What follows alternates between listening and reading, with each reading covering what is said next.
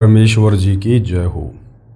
परमपिता परमात्मा सारी सृष्टि के रचनहार कुल मालिक, असंख्य ब्रह्मांडों के स्वामी, जगत गुरु, तीनों लोकों में प्रवेश करके सबका धारण पोषण करने वाले, राजाधीराज, आत्माधार, नाथों के नाथ, देवों के देव महादेव, सर्वेश्वर महेश्वर, मृत्युंजय, अजरो अमर, आदि अनादि सनातनी प्रभु, जगत पिता जगदीश्वर, श्री श्री 1008 की उपाधि के वास्तविक अधिकारी, अकाल मूर्त शब्द स्वरूपी राम वासुदेव, सर्वगतम ब्रह्म, परम पूज्य, प्रथम पूज्य, परम संत, परम पुरुष, परम धनी, परम दयालु, सत्य कबीर, हक्का कबीर, अल्लाहु कबीर, अल्लाहु अकबर, बाखबर, अल्लाह ताला, जगत के तारणहार, जगत के मुक्तिदाता, जगत के जगन्नाथ, हारे के सहारे, हिंदुओं के राम, मुसलमानों के अल्लाह, सिखों के वाहिगुरु, ईसाइयों के मसीह, दया के सागर दयानिधि, करुणा के सागर करुणानिधि, स्वयंभू परिभू, संकट मोचन, कष्ट हरण, मंगल करण, दुख भंजन, अविगत कबीर, निर्विकार निर्विषम परमात्मा, अलय अलेख सतगुरु, आदि अनादि सतगुरु,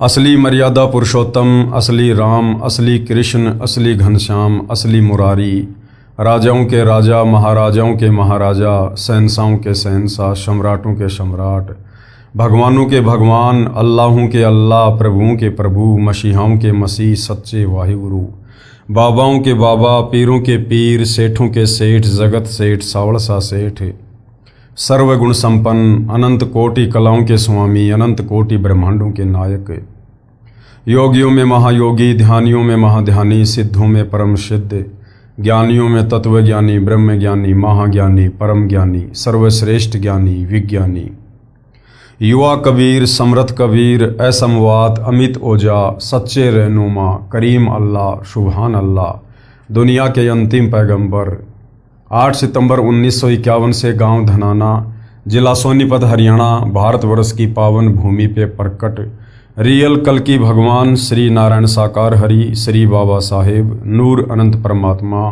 सच्चे दरवेश, सच्चे बाखबर, संत श्रोमणी सतगुरु रामपाल जी परमेश्वर जी के चरण कमल में आप और हम सभी भाई बहनों का अनंत कोटि दंडवत प्रणाम।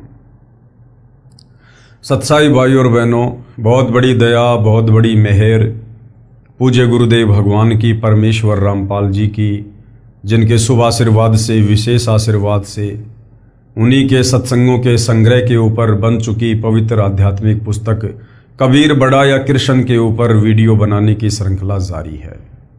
इसी श्रृंखला में आज हमारा ये 18वें नंबर का वीडियो है।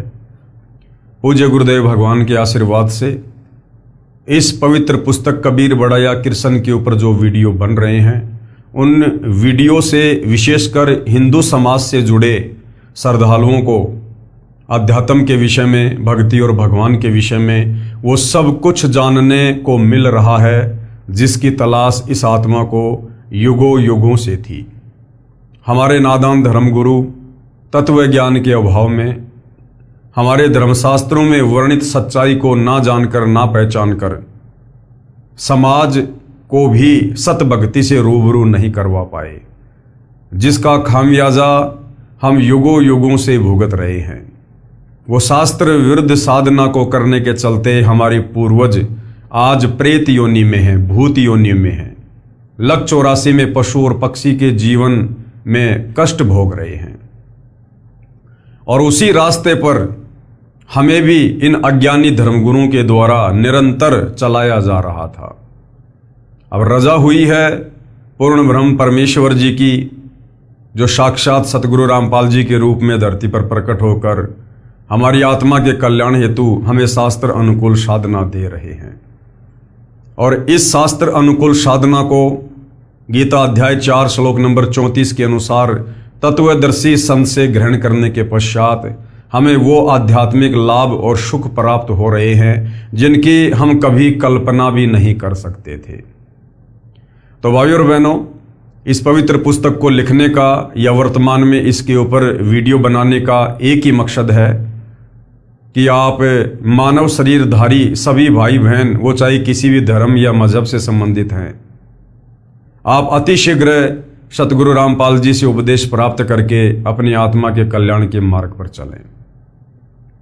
अन्यथा ये मनुष्य जन्म जो बड़ा दुर्लभ है और बड़े सौभाग्य से 184 योनियां भोगने के बाद केवल एक बार मिलता है।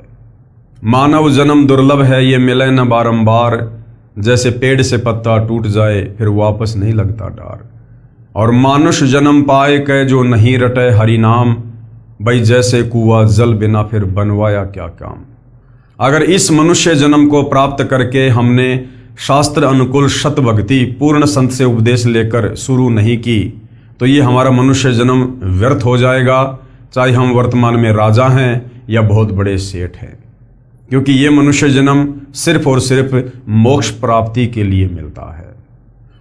तो ये पवित्र पुस्तक आपको इसी तरफ लेकर जा रही है कि पहले आप अच्छे से अपने शास्त्रों में वर्णित ज्ञान से सत साधना से परिचित हो जाएं, उसके बाद निसंशय होकर सतगुरु रामपाल जी को अपना सतगुरु धारण करके और अपनी आत्मा के कल्याण के मार्ग में आगे बढ़े। तो भाई और बहनों, हमारा जो विषय चल रहा है वो है जनता की अदालत में सवाल जवाब। और जनता की अदालत में जज भी सतगुरु रामपाल जी ने जनता को ही बनाया है, क्योंकि वर्तमान में जनता शिक्षित है, एजुकेटेड है, पढ़ी लिखी है, अपनी आंखों से धर्मशास्त्रों को देख सकती है, पढ़ सकती है और सतगुरु रामपाल जी के तत्व ज्ञान को आधार बनाकर निष्कर्ष निकाल सकती है कि वास्तव में एक सर्वश्रेष्ठ परमात्मा कौन है, शास्त्र अनुकूल साधना क्या है, हमें किस भगवान की पूजा करनी चाहिए जिससे हमारी आत्मा का कल्याण हो। तो जनता की अदालत में मुकदमा चल रहा है कबीर बड़ा या कृष्ण। श्री कृष्ण जी को पूर्ण परमात्मा बताकर उनकी तरफ से जो पैरवी कर रहे हैं, यानी उनके जो वकील हैं, वो हैं सभी हिंदू धर्मगुरु, संत, शंकराचार्य, आचार्य सभी।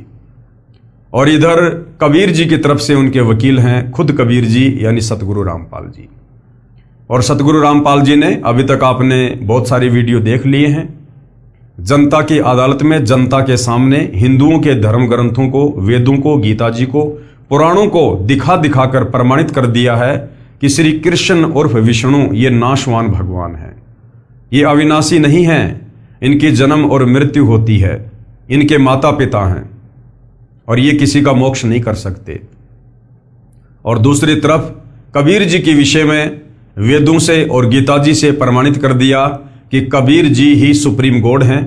गीता अध्याय 15 श्लोक 17 के अनुसार जो उत्तम पुरुष है, सर्वश्रेष्ठ परमात्मा है, जो तीनों लोकों में प्रवेश करके सबका धारण पोषण करता है, वो कबीर देव है। तो जनता धीरे धीरे अपनी आंखों से धर्मशास्त्रों में वर्णित सच्चाई को देखकर अध्यात्म के प्रति रुचि ले रही है और अध्यात्म में आगे और बहुत कुछ जानने के लिए कबीर जी के वकील सतगुरु रामपाल जी से सवाल कर रही है और सतगुरु रामपाल जी उनके प्रत्येक सवाल का उन्हीं के धर्मशास्त्रों को दिखा दिखा कर जवाब दे रहे हैं। तो वर्तमान में जो टॉपिक है वो है श्राद्ध को लेकर कि ये जो श्राद्ध निकलवाए जा रहे हैं इन नादान धर्मगुरुओं के द्वारा, पंडित और ब्राह्मणों के द्वारा, ये शास्त्र विधि को त्याग कर मनमाना आचरण है। श्राद्ध विधि ना हमारे वेदों में वर्णित है, ना पवित्र गीता जी में वर्णित है। और गीता अध्याय 16 श्लोक 23 के अनुसार ये मनमाना आचरण है। यदि हम श्राद्ध निकालेंगे तो हम भी मरने के बाद अपने पूर्वजों के पास उन्हीं प्रेत योनियों में जाएंगे, भूत योनियों में जाएंगे, क्योंकि श्राद्ध निकालना भूत पूजा में आता है। गीता अध्याय 9 श्लोक 25 मना कर रहा है कि भूत पूजोगे तो भूत बनोगे, प्रेत पूजोगे तो प्रेत बनोगे। तो अब श्राद्ध निकालने की, यानी अपने उन पूर्वजों को जो शास्त्र विरुद्ध साधना करने के चलते इन नादान धर्म गुरुओं के कहने पर आज उन प्रेत योनियों में कष्ट भोग रहे हैं, उन पूर्वजों को मुक्ति दिलाने का सर्वश्रेष्ठ श्राद्ध कैसा है, वो सर्वश्रेष्ठ श्राद्ध की विधि क्या है, अब वो सतगुरु रामपाल जी आपको बता रहे हैं। यदि आप उनकी शरण में आकर उस विधि से श्राद्ध निकालोगे, यानी उनके बताए अनुसार भक्ति करोगे, 5 यज्ञ करोगे, तो आपकी 7 पीढ़ियों पहले के जितने भी पूर्वज हैं, वो चाहे प्रेत योनि में हैं, चाहे भूत योनि में हैं, चाहे पशु और पक्षी की योनि में हैं, चाहे नरक में कष्ट भोग रहे हैं, तुरंत उन्हें मनुष्य जन्म परमेश्वर प्रदान करेंगे और मनुष्य जन्म देकर उन्हें वर्तमान में अपनी शरण में लेंगे और उनका भी उद्धार करेंगे। तो वर्तमान में इस धरती पर यदि अपने पूर्वजों के कोई सर्वश्रेष्ठ श्राद्ध कर रहा है तो सतगुरु रामपाल जी के भगत ही कर रहे हैं। तो देखिए किस प्रकार से सतगुरु रामपाल जी हमें समझा रहे हैं। श्राद्ध करने की श्रेष्ठ विधि, यानी ये जो हमारे नादान धर्म गुरु पंडित आचार्य शंकराचार्य ब्राह्मण हमें जो शास्त्र विरुद्ध विधि श्राद्ध निकालने की बता रहे हैं, जिससे ना हमारे पूर्वजों की मुक्ति हो सकती, उल्टा हमारी दुर्गति होगी। तो इस शास्त्र विरुद्ध विधि के अतिरिक्त शास्त्र अनुकूल विधि क्या है श्राद्ध निकालने की, अपनी पूर्वजों को मुक्ति दिलाने की, वो सतगुरु रामपाल जी बता रहे हैं। श्राद्ध करने की श्रेष्ठ विधि श्री विष्णु पुराण के तीसरे अंश में अध्याय 15 श्लोक 55-56 पेज 153 पर लिखा है कि श्राद्ध के भोज में यदि एक योगी यानी शास्त्र अनुकूल साधना करने वाले भगत को भोजन करवाया जाए तो श्राद्ध भोज में आए 1000 ब्राह्मणों तथा यजमान के पूरे परिवार सहित सर्व पितरों का उद्धार कर देता है। अब विवेचन क्या कह रहे हैं सतगुरु रामपाल जी। मेरे यानी लेखक के तत्व ज्ञान को सुन समझकर, यानी सतगुरु रामपाल जी हमें जो ज्ञान दे रहे हैं, जो सत्संग सुना रहे हैं, जो पुस्तकें लिखी हैं, इनको पढ़कर सुनकर समझकर भगत दीक्षा लेकर साधना करते हैं। ये योगी यानी शास्त्रोक्त साधन है। यानी जो व्यक्ति सतगुरु रामपाल जी के तत्व ज्ञान को समझकर उनसे उपदेश प्राप्त करके और उनके द्वारा बताई गई प्रत्येक मर्यादाओं में रहकर भक्ति करेगा, वो वास्तव में योगी है, शास्त्र अनुकूल साधक है। हम सत्संग समागम करते हैं, उसमें भोजन भंडारा लंगर भी चलाते हैं। जो व्यक्ति उस भोजन भंडारे में दान करता है, उससे बने भोजन को योगी यानी मेरे शिष्य तथा ये दास यानी लेखक यानी सतगुरु रामपाल जी सब खाते हैं। और ये दास यानी सतगुरु रामपाल जी अपने लिए कह रहे हैं कि सत्संग सुनाकर नए व्यक्तियों को यथार्थ भक्ति ज्ञान बताता है। शास्त्रों के प्रमाण प्रोजेक्टर पर दिखाता है, जिस कारण से श्रोता शास्त्र विरुद्ध साधना त्याग कर शास्त्रोक्त साधना करते हैं, यानी शास्त्रों में वर्णित सत साधना करते हैं। इस प्रकार उस परिवार का उद्धार हुआ। उनके द्वारा दिए दान से बने भोजन को भक्तों ने खाया, इससे पितरों का उद्धार हुआ। पितर जोनी छूटकर अन्य जन्म मिल जाता है। सत्संग में यदि 1000 ब्राह्मण भी उपस्थित हों तो वे भी सत्संग सुनकर शास्त्र विरुद्ध साधना त्याग कर अपना कल्याण करवा लेंगे। जैसे आप जी ने पहले पढ़ा कि कबीर जी ने गंगा के तट पर ब्राह्मणों को ज्ञान देकर उनकी शास्त्र विरुद्ध साधना को गलत सिद्ध करके सत्य साधना के लिए प्रेरित किया।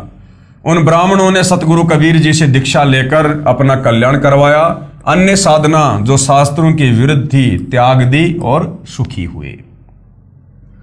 सतगुरु रामपाल जी के कहने का मतलब है कि यदि आप वास्तव में अपना भी उद्धार करवाना चाहते हैं और अपने पूर्वजों की भी मुक्ति करवाना चाहते हैं, तो आपने वर्तमान में धरती पर मुझ तत्वदर्शी संत से उपदेश लेकर और मेरे द्वारा बताई गई साधना को मर्यादा में रहकर करना होगा। इस साधना को करने के चलते आपके पूर्वजों की ऑटोमेटिक वो प्रेत योनियां छूट जाएंगी और उन्हें तुरंत मनुष्य जन्म प्राप्त होगा। और वर्तमान में आपके वो पूर्वज भी सतगुरु रामपाल जी की शरण में आकर अपनी आत्मा का कल्याण करवाएंगे। दास की प्रार्थना है कि वर्तमान में मानव समाज शिक्षित है, वह अवश्य ध्यान दे तथा शास्त्र विधि अनुसार साधना करके पूर्ण परमात्मा के सनातन परम धाम यानी शाश्वत स्थानम अर्थात सतलोक को प्राप्त करे, यानी काल के 21 ब्रह्मांडों से अपनी पूर्ण मुक्ति करवाए, जिससे पूर्ण मोक्ष तथा परम शांति प्राप्त होगी। पूर्ण मोक्ष यानी हम सतलोक चले जाएंगे, वहां जाने के बाद कोई जन्म और मृत्यु नहीं है, जिससे हम परम शांति को प्राप्त होंगे। क्योंकि जब तक हम जन्मते और मरते हैं हम कभी भी परम शांति को प्राप्त नहीं हो सकते। तो सतलोक में जाने के बाद इस आत्मा का जन्म और मरण सदा के लिए समाप्त हो जाता है। गीता अध्याय 15 श्लोक 4 तथा अध्याय 18 श्लोक 62 में जिसको प्राप्त करने के लिए कहा है, किसको? सतलोक को, सनातन परम धाम को। इसके लिए तत्वदर्शी संत की तलाश करो। गीता अध्याय 4 श्लोक 34। गीता अध्याय 4 श्लोक 34 में क्या कहा है कि उस सनातन परम धाम को, शतलोक को प्राप्त करने के लिए, जहां जाने के बाद साधक फिर कभी लौटकर वापस मुझ काल के 21 ब्रह्मांडों में जन्म और मरण के चक्कर में नहीं आता है, उसके लिए भाई किसी तत्वदर्शी संत की खोज कर, उस तत्वदर्शी संत के बताए अनुसार सत साधना कर, तब तेरा यहां से बेड़ा पार होगा, अन्यथा तू यहीं पर मेरे इस काल की चक्की में पिसता रहेगा। एक श्रद्धालु ने कहा कि मैं आपसे उपदेश लेकर आप द्वारा बताई साधना भी करता रहूंगा तथा श्राद्ध भी निकालता रहूंगा तथा अपने घरेलू देवी देवताओं को भी ऊपरले मन से पूजता रहूंगा, इसमें क्या दोष है? तो सतगुरु रामपाल जी क्या कह रहे हैं कि भैया, दो नाव की सवारी इस भक्ति मार्ग में नहीं चलती है, दो नाव की सवारी इस भक्ति मार्ग में नहीं चलती है। तो गुरुदेव भगवान कह रहे हैं कि मुझदास की प्रार्थना है, संविधान की किसी भी धारा का उल्लंघन कर देने पर सजा अवश्य मिलेगी, इसलिए पवित्र गीता जी व पवित्र चारों वेदों में वर्णित व वर्जित विधि के विपरीत साधना करना व्यर्थ है, बेकार है। इसका प्रमाण पवित्र गीता जी अध्याय 16 श्लोक नंबर 23 और 24 में है कि अर्जुन, शास्त्र विधि को त्याग कर यदि मनमाना आचरण करोगे तो ना मुक्ति होगी, ना गति होगी, ना कोई कार्य सिद्ध होगा। यदि कोई कहे कि मैं कार में पंचर ऊपरले मन से कर दूंगा, नहीं, राम नाम की गाड़ी में पंचर करना मना है। ठीक इसी प्रकार शास्त्र विरुद्ध साधना हानिकारक ही है। एक श्रद्धालु ने कहा कि मैं और कोई विकार नहीं करता, यानी ना मैं शराब पीता, ना मैं कोई मांस खाता, केवल तमाकू यानी बीड़ी, सिगरेट, हुक्का ही सेवन करता हूं। आपके द्वारा बताई पूजा व ज्ञान अति उत्तम है, मैंने गुरुजी भी बनाया है, परंतु ये ज्ञान आज तक किसी संत के पास नहीं है। मैं 25 वर्ष से घूम रहा हूं तथा 3 गुरुदेव बदल चुका हूं। कृपया मुझे तंबाकू सेवन की छूट दे दो, शेष सारी शर्तें मंजूर हैं, तंबाकू से भक्ति में क्या बाधा आती है? तो सतगुरु रामपाल जी ने किस प्रकार से समाधान किया है? लेखक की प्रार्थना, दास ने प्रार्थना की कि अपने शरीर को ऑक्सीजन की आवश्यकता है। तंबाकू का धुआं कार्बन डाइऑक्साइड है जो फेफड़ों को कमजोर व खून को दूषित करता है। मानव शरीर परमात्मा प्राप्ति व आत्म कल्याण के लिए ही प्राप्त हुआ है। इसमें परमात्मा पाने का रास्ता सुषुम्ना नाड़ी से प्रारंभ होता है। और सुषुम्ना नाड़ी गुरुदेव ने क्या बताई? ये जो हमारी नासिका है, एक छेद इस तरफ, एक छेद इस तरफ, और जहां पर ये हड्डी शुरू होती है, ये नाक का जो आगे का हिस्सा है, ये बहुत ही ये जो है ये कोमल है क्योंकि इसमें कोई हड्डी नहीं है। और जहां से हड्डी शुरू होती है, यहां से बीच से, वहां पर एक बारीक सुराग और है, यानी दाएं और बाएं से भिन्न उस हड्डी के अंदर एक बहुत ही बारीक सा सुराग है, हल्का सा, सुई की नोक कैसी होती है उससे भी हल्का। और जैसे ही हम मनुष्य जन्म प्राप्त करते हैं, उसके बाद वो जो सुराग है वो धीरे धीरे धीरे धीरे बंद हो जाता है। शास्त्र विरुद्ध साधना के चलते या शास्त्र अनुकूल साधना ना मिलने के चलते या बीड़ी पीने के चलते, तंबाकू पीने के चलते, मांस खाने के चलते, वो हमारा सुषुम्ना जो द्वार होता है वो धीरे धीरे पूरी तरह से बंद हो जाता है। और जब तक वो सुषुम्ना द्वार नहीं खुलेगा तब तक हम त्रिकुटी पर नहीं जा सकते, हम मोक्ष के अधिकारी नहीं है। क्योंकि अंत समय में तत्वदर्शी संत के भगत की आत्मा शरीर से उसी सुषुम्ना द्वार के द्वारा बाहर निकलेगी। और वो सुषुम्ना द्वार सबसे ज्यादा बाधित होता है, सबसे ज्यादा बंद होता है धुआं से, तंबाकू की धुआं से, सिगरेट की धुआं से। इस धुआं से वो सबसे ज्यादा बाधित होता है, बंद होता है। इसलिए संतों ने तंबाकू को भक्ति मार्ग में मोक्ष के लिए सबसे ज्यादा हानिकारक बताया है।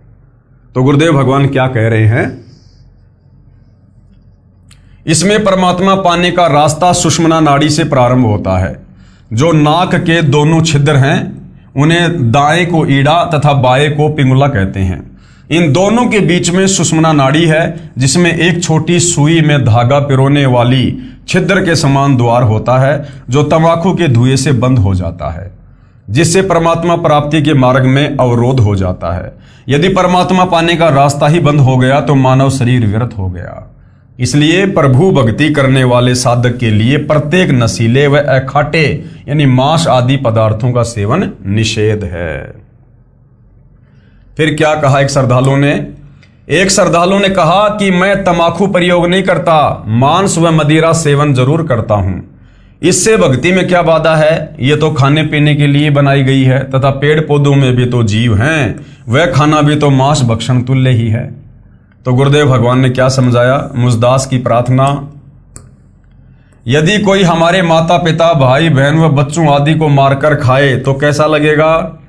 आप कहोगे जी ये तो बहुत बेकार बात है। तो भैया, जैसा दर्द अपने को होवे ऐसा जान बिराने।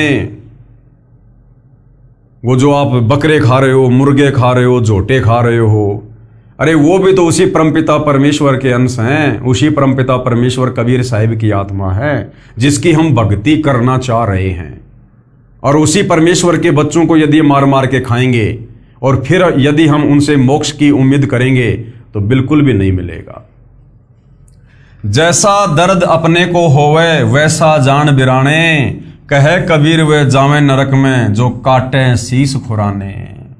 जो पशुओं के शीस काट काट के, उनके खुरों को काट काट के खाते हैं, परमात्मा कहते हैं वो तो नरक में जाते हैं। नरक में भले तत्वदर्शी संत से उपदेश ले लो, और यदि ये बुराइयां नहीं छोड़ी जो नियम तत्वदर्शी संत बताता है, यदि एक भी नियम को आपने अच्छे से फॉलो नहीं किया, आप पूर्ण मोक्ष प्राप्त नहीं कर सकते।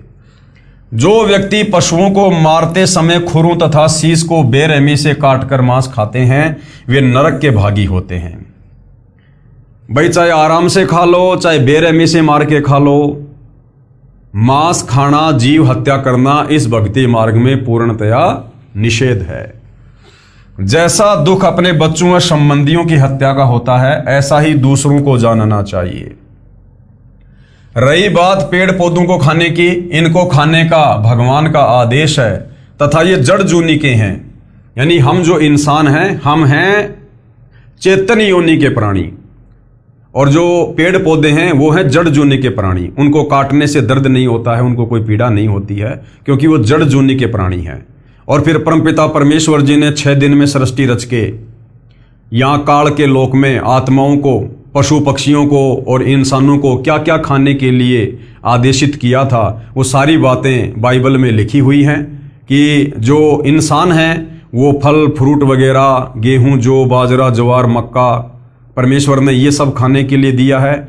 और जो ये पशु हैं, इनको परमेश्वर ने घास फूस वगैरह जो भी इनके लिए परमात्मा ने चारा बनाया है, ये सब खाने के उनको आदेश दिए हैं। मांस खाने का आदेश कबीर परमेश्वर जी ने इस 21 ब्रह्मांड में किसी को भी नहीं दिया। जानवरों को भी मांस खाने का आदेश परमेश्वर का नहीं है। और गुरुदेव भगवान ने बताया कि सतयुग की शुरुआत में लगभग 1 लाख वर्ष तक शुरुआत में शेर भी मांस नहीं खाता था। कुछ ऐसे पेड़ होते थे जिनको शेर अपना जो है पंजा मारता था, और एक बहुत ही अच्छा जो पदार्थ है वो उस पेड़ से निकलता था, उसको शेर खाया करता था। आगे चलकर धीरे धीरे व्यवस्था बदलती चली गई और शेरों का फिर मुख्य भोजन अन्य जानवरों को मारकर खाना ही रह गया। यानी कबीर परमेश्वर जी ने किसी भी जीव को मांस खाने का आदेश नहीं दिया है। रही बात पेड़ पौधों को खाने की, इनको खाने का प्रभु का आदेश है तथा ये जड़ जूनी के हैं। अन्य जो चेतन प्राणियों का वध प्रभु आदेश विरुद्ध है, इसलिए वो अपराध है, वो पाप है। मदिरा सेवन यानी शराब का सेवन भी परमात्मा का आदेश नहीं है, परंतु स्पष्ट मना है तथा मानव जीवन को बर्बाद करने का है। शराब पान किया हुआ व्यक्ति कुछ भी गलती कर सकता है, क्योंकि वो राक्षस की कैटेगरी में होता है। शराब पीने के बाद व्यक्ति की जो बुद्धि होती है वो उसके वश में नहीं होती है, वो कोई भी गलती कर सकता है। मदिरा पान धन तन व पारिवारिक शांति तथा समाज सभ्यता की महाशत्रु है। प्यारे बच्चों के भावी चरित्र पर कुप्रभाव पड़ता है। मदिरा पान करने वाला व्यक्ति कितना ही नेक हो, परंतु उसकी न तो इज्जत रहती है तथा न ही विश्वास। एक समय ये दास एक गांव में सत्संग करने गया हुआ था। उस दिन नशा निषेध पर सत्संग किया। सत्संग के उपरांत एक 11 वर्षीय कन्या फूट फूट कर रोने लगी। पूछने पर उस बेटी ने बताया कि महाराज जी, मेरे पिताजी पालम हवाई अड्डे पर बढ़िया नौकरी करते हैं, परंतु सारे पैसे की शराब पी जाते हैं। मेरी मम्मी के मना करने पर इतना पीटते हैं कि शरीर पर नीले दाग बन जाते हैं। एक दिन मेरे पापा जी मेरी मम्मी को पीटने लगे। मैं अपनी मम्मी के ऊपर गिरकर बचाव करने लगी तो मुझे भी पीटा। मेरा होठ सूज गया। 10 दिन में ठीक हुआ। मेरी मम्मी जी हमें छोड़कर मेरे मामा जी के घर चली गई। 6 महीने में मेरी दादी जी जाकर लाई। तब तक हम अपनी दादी जी के पास रहे। पापा जी ने दवाई भी नहीं दिलाई। सुबह जल्दी ही उठकर नौकरी पर चला गया। शाम को शराब पीकर आता। हम 3 बहनें हैं, 2 मेरे से छोटी हैं। अब जब पापा जी शाम को आते हैं तो हम तीनों बहनें चारपाई के नीचे छुप जाती हैं, इस डर के मारे कि अब हो सकता है पापा जी हमें पीटेंगे। विचार करो पुण्यात्माओं, क्या कह रहे गुरुदेव भगवान। जिन बच्चों को पिताजी ने सीने से लगाना चाहिए था तथा बच्चे पिताजी के घर आने की राह देखते हैं कि पापा जी घर आएंगे, फल लाएंगे, आज इस मानव समाज की दुश्मन शराब ने क्या कर घाल दिए। इस शराब ने क्या घर गाल दिए, यानी कितना सत्यानाश कर दिया समाज का। परिवार के परिवार उजाड़ दिए, बच्चों का भविष्य नरक बना दिया। शराबी व्यक्ति अपने तो हानि करता है, साथ में बहुत व्यक्तियों की आत्मा दुखाने का भी पाप सिर पर रखता है। जैसे पत्नी के दुख में उसके माता पिता बहन भाई दुखी, फिर स्वयं के माता पिता भाई बहन दादा दादी आदि परेशान। एक शराबी व्यक्ति आसपास के अच्छे व्यक्तियों की अशांति का कारण बनता है, क्योंकि घर में झगड़ा करता है। पत्नी व बच्चों की चिल्लाहट सुनकर पड़ोसी बीच बचाव करें तो शराबी गले पड़ जाए, नहीं करें तो नेक व्यक्तियों को नींद नहीं आती। इस दास से उपदेश लेने के उपरांत प्रतिदिन शराब पीने वाले लगभग 1 लाख व्यक्तियों ने सभी नशीले पदार्थ व मांस भक्षण पूर्ण रूप से त्याग दिया है।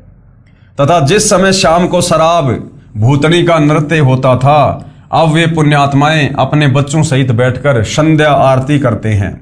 हरियाणा प्रदेश व निकटवर्ती प्रांतों में लगभग 10,000 गांवों व शहरों में आज भी प्रत्येक में 4-5 चैंपियन यानी 1 नंबर के शराबी इस बात का उदाहरण है, जो सारे विकारों से रहित होकर अपना मानव जीवन सफल कर रहे हैं।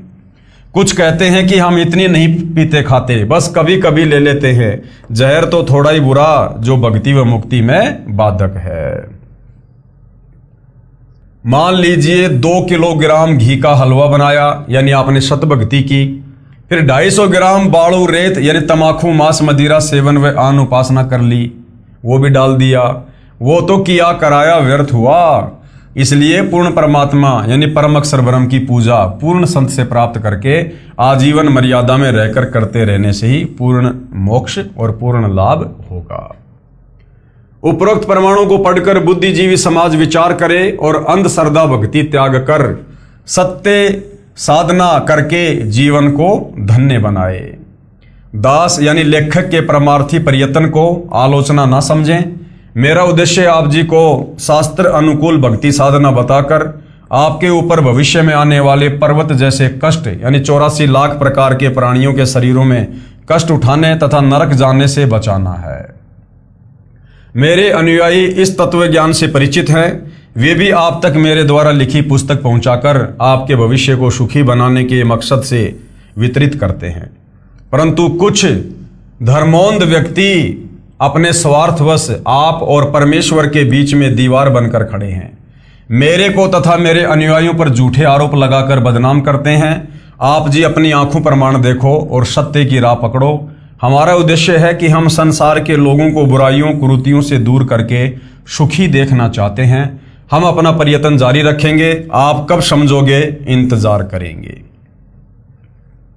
उसके बाद भाइयों और बहनों, जनता की अदालत में कबीर जी के वकील सतगुरु रामपाल जी इन अज्ञानी नादान आचार्य शंकराचार्य धर्म गुरुओं के कहने पर जो शास्त्र विरुद्ध साधना कर रही है, जांडी पूजना, पीपल पूजना, पेड़ों की पूजा करना, चौराहों की पूजा करना, जो गीता जी में बिल्कुल मना है, निषेध है, जिस शास्त्र विरुद्ध साधना को करने के चलते हम सीधे नरक में जाते हैं, उस पर भी सतगुरु रामपाल जी प्रकाश डाल रहे हैं और गीता अध्याय 16 श्लोक 23 और 24 के अनुसार उसे मनमाना आचरण करार दे रहे हैं। पीपल जांडी के पेड़ों तथा तुलसी के पौधों की पूजा पर टिप्पणी। वाणी संख्या 4। पीपल पूजय जांडी पूजय, सिर तुलसा के होया, और दूध पूत में खैर राखियो नू पूजू सू तोया। शब्दार्थ, परमेश्वर कबीर जी ने अंधश्रद्धा भक्ति करने वालों की अन्य साधनाओं का वर्णन किया है कि भोली जनता को ज्ञानहीन आध्यात्मिक गुरुओं ने कितने निम्न स्तर की साधना पर लगाकर उनके जीवन के साथ कितना बड़ा धोखा किया है। अज्ञानी गुरुओं से भ्रमित होकर पीपल व जांडी के वृक्षों तथा तुलसी के पौधों की पूजा करते हैं। प्रार्थना करते हैं कि आप सबकी पूजा इसलिए करते हैं कि मेरे दूध यानी दुधारू पशुओं की तथा पूत यानी मेरे पुत्रों व पौत्रों की खैर रखना, रक्षा करना, यानी पशु पूरा समय दूध दे, मृत्यु ना हो तथा पुत्रों व पौत्रों व परपोत्रों की मृत्यु ना हो, उनकी आप कौन पीपल तथा जांडी के पेड़ तथा तुलसी का पौधा रक्षा करना। उन पेड़ पौधों के आगे हम इस प्रकार की अरदास करते हैं कि मेरे घर में बरकत देना, मेरे परिवार को सकुशल रखना, काम धंधे में बरकत देना। अब गुरुदेव क्या कह रहे हैं? परमेश्वर कबीर जी ने समझाया है कि हे अंधे पुजारियों, कुछ तो अकल से काम लो। जिस जड़ यानी जो चल फिर नहीं सकते वो पेड़ पौधे, उनको पशु हानि पहुंचाते हैं। उन पेड़ पौधों को तो खुद वो पशु खा जाते हैं, बकरी खा जाती है, वो तुलसी के पौधे को बकरा खा जाता है। जिन पेड़ पौधों के आगे हाथ जोड़ के जिनकी पूजा करके इन नादान धर्म गुरुओं के कहने पर जो शास्त्र विरुद्ध साधना है, हमारे वो पतन का कारण है। और जिन पेड़ पौधों से हम अपने परिवार की खुशल मंगल की कामना कर रहे हैं, वो पेड़ पौधे अपने खुद की रक्षा नहीं कर पाते। उन पेड़ पौधों को अन्य जानवर खा जाते हैं, पशु खा जाते हैं, तुलसा को बकरा खा जाता है। वो तुलसा अपना बचाव नहीं कर सकती उन पशु पक्षियों से। फिर भला हमारे घर के पशु पक्षियों में, उनके शरीरों में वो पेड़ पौधे, उनकी पूजा करने से कैसे लाभ होगा? हमारे को बहका रखा है। उनको पशु हानि पहुंचाते हैं, वे अपनी रक्षा नहीं कर पाते। तुलसी को बकरा खा जाता है, वह अपनी रक्षा नहीं कर सकती। वृक्षों और पौधों की पूजा करके घर परिवार में आप धन वृद्धि तथा जीवन की रक्षा की कामना करते हो। वे स्वयं विवश हैं, आपकी रक्षा कैसे करेंगे? ये आपकी अंधश्रद्धा है जो आपके अनमोल मानव जीवन के लिए खतरा है। यानी आपका मानव जीवन शास्त्र वर्णित साधना त्याग कर शास्त्र विरुद्ध साधना रूपी मनमाना आचरण करने से नष्ट हो जाएगा। वाणी संख्या 4 में एक वाक्य है कि पीपल पूजय जांडी पूजय सिर तुलसा कह होइया। सिर होना का तात्पर्य है कि जो कुछ नहीं कर सकता, अज्ञानता के कारण उसी व्यक्ति से अपने कार्यवश बार बार निवेदन करना। वह व्यक्ति उस भोले मानव से कहता है कि मेरे सिर क्यों हो रहा है, मैं आपका ये कार्य नहीं कर सकता। परमेश्वर कबीर जी ने समझाया है कि जो आपके कार्य को करने में सक्षम नहीं है, जो कार्य परमात्मा के अतिरिक्त कोई नहीं कर सकता और जो स्वयं असहाय है, उनसे आप कार्य सिद्धि की आशा करते हैं, यह अज्ञानता है। वाणी संख्या 5 आगे कबीर परमेश्वर क्या बता रहे हैं? आप लिप आप पोते आप बनावे अहोइया, और उससे बोंदू पोते मांगे अकल मूल से खोइया। शब्दार्थ, परमेश्वर कबीर जी ने आन उपासना की एक और अंधश्रद्धा का स्पष्टीकरण किया है। कहा है कि एक भोली वरदा लोक वेद के अनुसार आन उपासना करते हुए स्वयं ही अहोई नामक माता यानी देवी का चित्र बनाती है। उसके लिए पहले दीवार को गारा तथा गाय के गोबर को मिलाकर लीपती है, यानी पलस्तर करती है। उस पर अहोई देवी का चित्र अंकित करती है। फिर उसकी पूजा करके पुत्र वधू के लिए बेटा मांगती है। परमात्मा कबीर जी ने कहा कि ऐसे अंधश्रद्धा भक्ति करने वालों की अकल यानी बुद्धि मूल से यानी जड़ से समाप्त है। वे निपट मूर्ख हैं। मन्नत मांगते समय बुढ़िया कहती है कि हे अहोई देवी, आप पुत्र वधू को बेटा देना, गाय को बछड़ा देना। पुराने समय में गाय को बछड़ा होना लाभदायक था, क्योंकि बछड़ा बैल बनता था, बैलों से खेती होती थी। भैंस को चाहे कटिया ही दे देना। बुढ़िया कितनी चतुर है। उसके कहने का भाव है कि आप देवी को नर यानी बछड़ा तथा बेटा मांगकर परेशान नहीं करना चाहती। भैंस को तो भले ही मादा वो कटिया दे देना, यानी बछिया दे देना, उसे पता है कि कटड़े की अपेक्षा जो कटिया है वो कितनी लाभदायक है। कटड़ा तो कसाईयों को काटने के लिए बेचते थे, कोई काम नहीं आता था। बुढ़िया देवी के साथ भी कितनी चतुरता कर रही है, अपने देवताओं के साथ भी हेरा फेरी की बातें करती हैं। उपरोक्त पूज्य बनावटी देवी तथा पेड़ पौधों से मन्नत मांगते समय दक्षिणा के रूप में 1.25 रुपया, 1 रुपया और 4 आने अपनी चुनरी के पल्लू से बांध कर कहती कि यदि मेरी सब मनोकामना पूर्ण हो गई तो 1.25 रुपये का प्रसाद बांटूंगी। ये दक्षिणा भी तब दूंगी जब सारी मन्नत पूरी हो जाएगी, यदि एक भी ना हुई तो कोई दक्षिणा नहीं दूंगी। यानी हमारे को इस घटिया और ओछी साधना पर हमारे इन नादान धर्म गुरुओं ने लगा दिया, जिनको हम संस्कृत भाषा के बहुत बड़े प्रकांड ज्ञाता माना करते थे। भाई और बहनों, ये केवल संस्कृत भाषा से तो परिचित थे, लेकिन शास्त्रों की जो यथार्थता है ये उससे परिचित नहीं थे। जिस कारण से इन्हीं धर्मशास्त्रों में जो शास्त्र अनुकूल साधना लिखी हुई है उसके विपरीत ये हमारे से शास्त्र विरुद्ध साधना करवा रहे थे और पूरे समाज को इसी ओछी साधना पर लगा रखा था। परमात्मा के साथ धोखा। अब परमात्मा के साथ में धोखा कैसे, गुरुदेव भगवान समझा रहे हैं। कबीर जी कहते हैं कि अहरण की चोरी करे और करे सुई का दान, स्वर्ग जान की आस में कहे आया नहीं विमान। अहरण क्या होता है? लोहार जिस मोटे से लोहे को जमीन में दबाकर फिर उसके ऊपर किसी वस्तु को रख के चोट मारता है, तो जो जमीन में दबा हुआ लोहा होता है उसको कहते हैं अहरण। शब्दार्थ। परमात्मा कबीर जी ने कंजूस व्यक्ति की नीयत बताई है कि 2 नंबर का कार्य करके, यानी चोरी रिश्वत लेकर, हेरा फेरी करके, मिलावट करके धन तो करोड़ों का प्राप्त करता है और दान 1.25 रुपये का करता है। जैसे चोरी तो अहरण जितने लोहे की करता है, अहरण लोहार कारीगरों के पास होता है जिसका कुल लोहा 30 से 40 किलोग्राम वजन का होता है, और दान करता है केवल सुई जितना लोहे की कीमत का। उसी धर्म कर्म को मूर्ख इतना अधिक मानता है कि परमात्मा मेरे को स्वर्ग में ले जाने के लिए विमान भेजेगा। जब मनोकामना पूर्ण नहीं होती है तो वह कंजूस विचार करता है कि परमात्मा ने विमान भेजने में देरी क्यों कर रखी है। परमेश्वर कबीर जी ने ऐसे धर्म के कार्यों पर कहा है कि कबीर जिन हरि जैसा सुमरिया ताको तैसा लाभ, और ओषा प्यास न भागी जब तक दसे नहीं आब। क्या अर्थ किया है गुरुदेव भगवान ने? शब्दार्थ। परमेश्वर कबीर जी ने स्पष्ट किया है कि जो साधक जैसी भक्ति तथा दान धर्म करता है उसी के अनुसार लाभ देता है।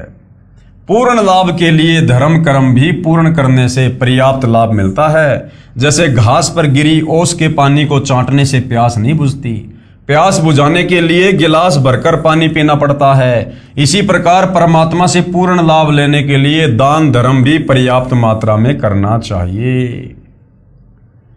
उदाहरण दिया है गुरुदेव भगवान ने समझाने के लिए। एक कंजूस व्यक्ति की दूध वाली भैंस गुम हो गई। उसे खोजने के लिए पिता पुत्र चल पड़े। रास्ते में सबसे पहले हनुमान जी का मंदिर आया।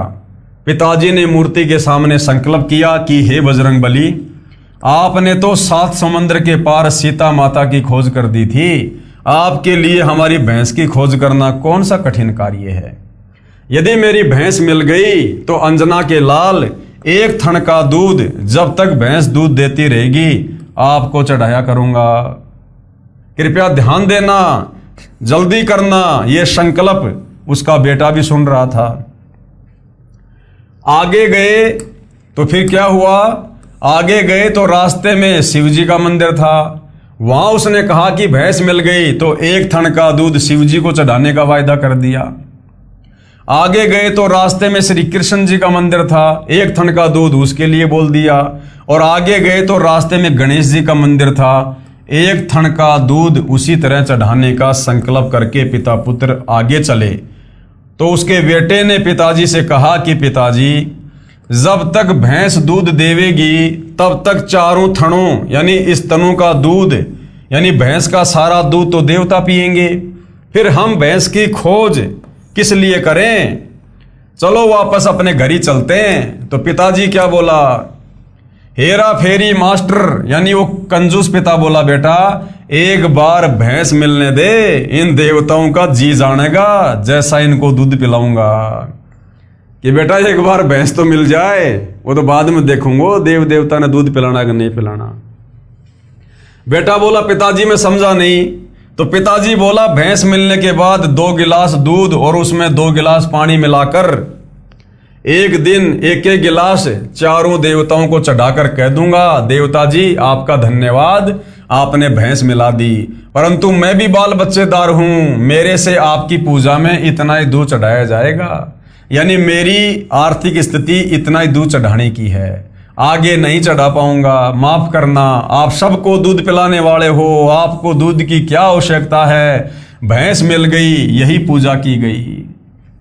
परमेश्वर कबीर जी बताना चाहते हैं कि तत्व ज्ञान ना होने के कारण भगत की नीयत साफ नहीं हो सकती, जिस कारण से वह सांसारिक क्षेत्र में तो हेरा फेरी करता ही है, परमात्मा को भी नहीं छोड़ता। ये अंध भक्ति है जो शास्त्र के विरुद्ध है, जिसमें कोई लाभ होने वाला नहीं है, जिससे जीव की मानसिकता का विकास नहीं हो सकता।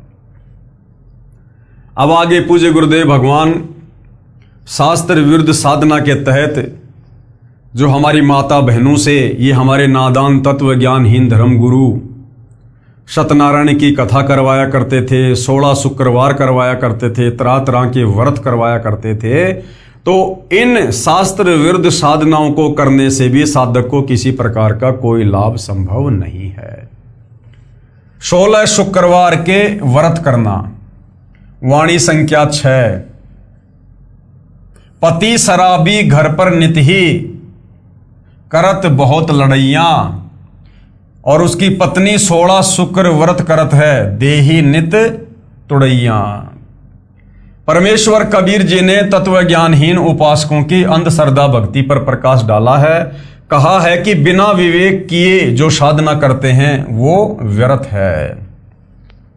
और उदाहरण देकर समझा रहे हैं गुरुदेव। उदाहरण, एक लड़की का पति शराब पीता था, अन्य नशा भी करता था, कोई काम धंधा नहीं करता था, जमीन को वह लड़की ही संभालती थी। शराब पीने से मना करने पर वह शराबी अपनी पत्नी को मारता और पीटता था। घर नरक बना हुआ था। उस लड़की के माता पिता भाई भाभी सबने मुजदास यानी सतगुरु रामपाल जी से दीक्षा ले रखी थी, ज्ञान भी ठीक से समझा था। वे अपनी लड़की की दुर्दशा से चिंतित थे। एक दिन वे अपनी लड़की को समझाकर दीक्षा दिलाने आश्रम में मेरे पास लाए। लड़की को बताया गया कि कोई आन उपासना यानी मूर्ति पूजा, व्रत रखना आदि नहीं करनी है। लड़की ने कहा कि मैंने 16 शुक्रवार के व्रत करने की प्रतिज्ञा कर रखी है कि घर में शांति हो जाए। अभी तो मैंने आधे किए हैं, ये पूरे करके फिर नाम दीक्षा लूंगी। उस बेटी को अच्छी तरह समझाया, तब उस शास्त्र विरुद्ध साधना को त्यागने को तैयार हुई और दीक्षा लेकर सुखी हुई। पति ने भी शराब त्याग दी। पूरा परिवार दीक्षा लेकर शास्त्र विधि अनुसार साधना कर रहा है।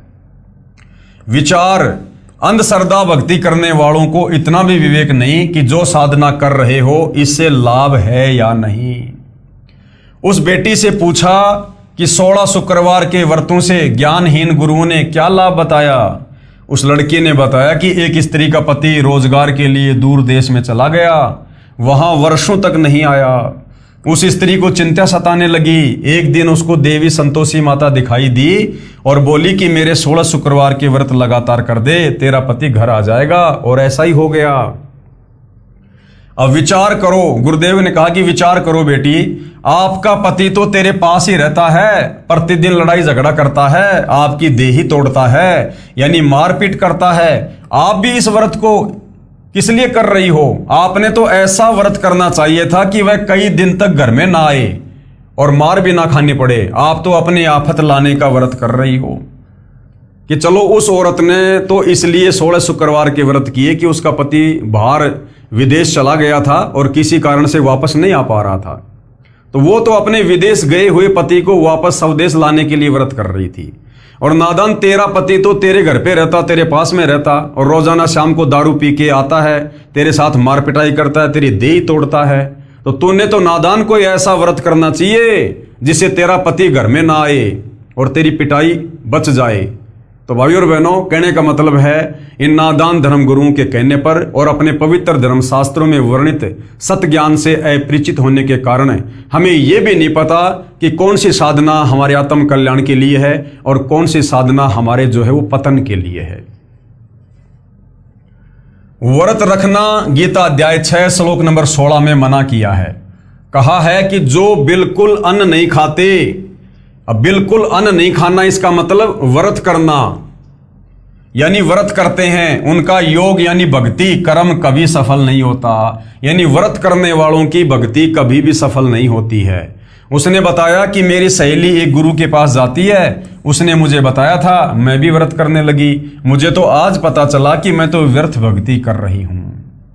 सूक्ष्म वेद यानी 5वें वेद में कबीर परमेश्वर जी ने कहा है, गुरुआ गाम बिगाड़े संतों गुरुआ गाम बिगाड़े, ऐसे कर्म जीव के ला दिए बहुर जड़े नहीं झाड़े। इन नादान धर्म गुरुओं ने पूरे समाज को शास्त्र विरुद्ध साधना पर लगवाकर इन सबको उल्टा पाठ पढ़ा दिया है, जो अब इतना प्रयास करने के बाद 100 प्रमाण दिखाने के बाद भी सत साधना को स्वीकार करने में हिचक रहे हैं। शब्दार्थ, परमेश्वर कबीर जी ने समझाया है कि तत्व ज्ञानहीन गुरुओं ने गांव के गांव को शास्त्र विरुद्ध साधना पर लगाकर उनका जीवन नाश कर रखा है। भोली जनता को शास्त्र विरुद्ध साधना पर इतना दृढ़ कर दिया है कि वे शास्त्रों में प्रमाण देखकर भी उस व्यर्थ पूजा को त्यागना नहीं चाहते। आगे वाणी संख्या नंबर 7 का गुरुदेव भगवान ने क्या शब्दार्थ किया है, तज पाखंड सतनाम लोलावे सोई भवसागर से तरिया, कहे कबीर मिले गुरु पूरा शो परिवार उधरिया। परमात्मा कबीर जी ने स्पष्ट किया है कि उपरोक्त तथा अन्य शास्त्र विरुद्ध पाखंड पूजा को त्याग कर पूर्ण सतगुरु से सच्चे नाम का जाप प्राप्त करके श्रद्धा से भक्ति करके भगत जन पार हो जाते हैं। उनके परिवार के सभी सदस्य भी भक्ति करके कल्याण को प्राप्त हो जाते हैं। और भाई वर्तमान में धरती पर वो पूर्ण संत, वो तत्वदर्शी संत केवल सतगुरु रामपाल जी हैं। और एक समय में धरती पर केवल एक ही तत्वदर्शी संत होता है, गीता अध्याय 4 श्लोक नंबर 34 वाला। और उसी तत्वदर्शी संत के मार्गदर्शन में उनसे उपदेश लेकर आजीवन मर्यादा में रहकर भक्ति करने से इस आत्मा का कल्याण संभव है। अन्य पाखंड पूजा से, शास्त्र विरुद्ध साधना से हम केवल प्रेत योनि में, भूत योनि में, नरक में और लक 84 में और जन्म मरण में ही पड़े रहेंगे। अब पवित्र गीता जी में व्रत करने के विषय में क्या लिखा हुआ है। आगे भाइयों और बहनों, जनता की अदालत में कबीर जी के वकील सतगुरु रामपाल जी से जनता अध्यात्म के विषय में और सवाल कर रही है। प्रश्न, क्या एकादशी, कृष्ण अष्टमी या अन्य व्रत भी शास्त्रों में वर्जित हैं? क्या एकादशी का व्रत भी नहीं करना चाहिए? ये जो श्री कृष्ण जी की जो ये जन्माष्टमी आती है, क्या ये भी नहीं मनानी चाहिए? और ये जितने भी प्रकार के जो व्रत हैं, क्या ये भी हमारे शास्त्रों में मना किया हुआ है? तो उत्तर दिया है, गीता अध्याय 6 श्लोक 16 में बताया है कि बिल्कुल न खाने वाले यानी व्रत रखने वालों का योग यानी परमात्मा से मिलने का उद्देश्य पूरा नहीं होता। यानी व्रत रखने वालों की भक्ति बिल्कुल भी सफल नहीं होती है। ये हमारा पवित्र सदग्रंथ गीता कह रहा है। गीता अध्याय 6 श्लोक 16, हे अर्जुन, ये योग यानी परमात्मा प्राप्ति के लिए की गई साधना न तो बहुत खाने वाले का और ना बिल्कुल न खाने वाले का तथा न बहुत सोने वाले का और न सदा जागने वाले का ही सिद्ध होता है। यानी हमने मनुष्य जन्म में बैलेंस बनाकर चलना होता है, खाने को लेकर और नींद को लेकर। जो व्यक्ति बहुत ज्यादा खाना खाएगा, पेट को भरा भरा रखेगा, आवश्यकता से ज्यादा खाएगा, तो वो भक्ति क्या खाक करेगा? उसका शरीर तो टूटता रहेगा, अंगड़ाई लेता रहेगा, उसको आलस से आएगा, उबासी आएगी, जम्भाई आएगी, पेट में उसके पीड़ा होगी, पेट में मरोड़े उठेंगे। तो वो व्यक्ति यानी बहुत ज्यादा भोजन खाने वाला भी कभी भक्ति सफल नहीं कर सकता। और बिल्कुल ना खाने वाला भी यानी व्रत रखने वाला, अब पेट में तो चूहे कूद रहे हैं, भक्ति करने बैठ गए, बार बार वो भूख याद आ रही है, तो फिर वो व्यक्ति भी भक्ति नहीं कर पाएगा। तो क्या करना होगा? संयम से भोजन करना होगा, ना ज़्यादा खाना और ना बिल्कुल कम खाना। हमने मीडियम स्तर पर हमने भोजन करना है, जिससे हमारा शरीर भी स्वस्थ रहे, हम काम धंधा भी कर सकें और अपनी भक्ति भी कर सकें। इसी प्रकार जो व्यक्ति बहुत ज़्यादा सोता है या बिल्कुल भी नहीं सोता है, वो व्यक्ति भी अपनी भक्ति को सफल नहीं कर पाता है। इसलिए व्रत रखना शास्त्र विरुद्ध होने से व्यर्थ सिद्ध हुआ। तीर्थ तथा धाम क्या है? इन नादान धर्म गुरुओं ने हमें शास्त्र विरुद्ध साधना के चलते तीर्थों पर, धामों पर केंद्रित कर दिया है कि गंगा जी से जल ले आओ, जल लाकर किसी मंदिर में डाल दो, आपका बेड़ा पार हो जाएगा। पैदल यात्रा करते हुए नीलकंठ जाओ, बद्रीनाथ जाओ, फला फला देवता के जाओ, तुम्हारे सर्व कार्य सिद्ध हो जाएंगे। फला फला तीर्थ पर जाकर इतना दान कर दो, इतना धर्म कर दो, उस तीर्थ पर जाकर ऐसे ऐसे स्नान कर लो, तुम्हारे पाप कट जाएंगे। जबकि इस प्रकार की साधना ये तीर्थों पर जाकर करना, धामों पर जाकर करना, मंदिर, मस्जिद, चर्च, गुरुद्वारों में जाकर करना, ये पवित्र गीता जी के विरुद्ध होने से ये किसी भी प्रकार से लाभदायक नहीं है, उल्टा हम पाप के भागी बनते हैं। तो तीर्थ तथा धाम क्या है, इस विषय में भाइयों और बहनों हम अगले वीडियो में चर्चा करेंगे, क्योंकि जनता की अदालत में अब जनता धीरे धीरे अपने सर्व पवित्र हिंदू धर्म ग्रंथों को, विशेषकर चारों वेद, गीता जी और 18 पुराणों से जो ज्ञान सतगुरु रामपाल जी बता रहे हैं, जो प्रमाण जनता की अदालत में दिखा रहे हैं, उनको देखकर अब जनता धीरे धीरे अध्यात्म में रुचि ले रही है और सत साधना पर लगने से पूर्व अपनी समस्त प्रकार की शंकाओं का समाधान करवा रही है। तो भाइयों और बहनों, हम प्रत्येक विषय को धीरे धीरे लेंगे, धीरे धीरे आगे बढ़ेंगे, ताकि हम इन चीज़ों को समझते हुए आगे बढ़ें और फिर सतगुरु रामपाल जी से यानी तत्वदर्शी संत से उपदेश प्राप्त करके शास्त्रों में वर्णित शास्त्र अनुकूल साधना करके अपनी आत्मा का कल्याण करवा सकें। तो आज के इस विषय पर केवल इतना ही। अगले टॉपिक पर हम कल फिर चर्चा करेंगे। तब तक पूज्य गुरुदेव भगवान हम सबको आज्ञा दें, आशीर्वाद दें, सद्बुद्धि दें। बंदी छोड़ सतगुरु रामपाल जी परमेश्वर जी की जय हो।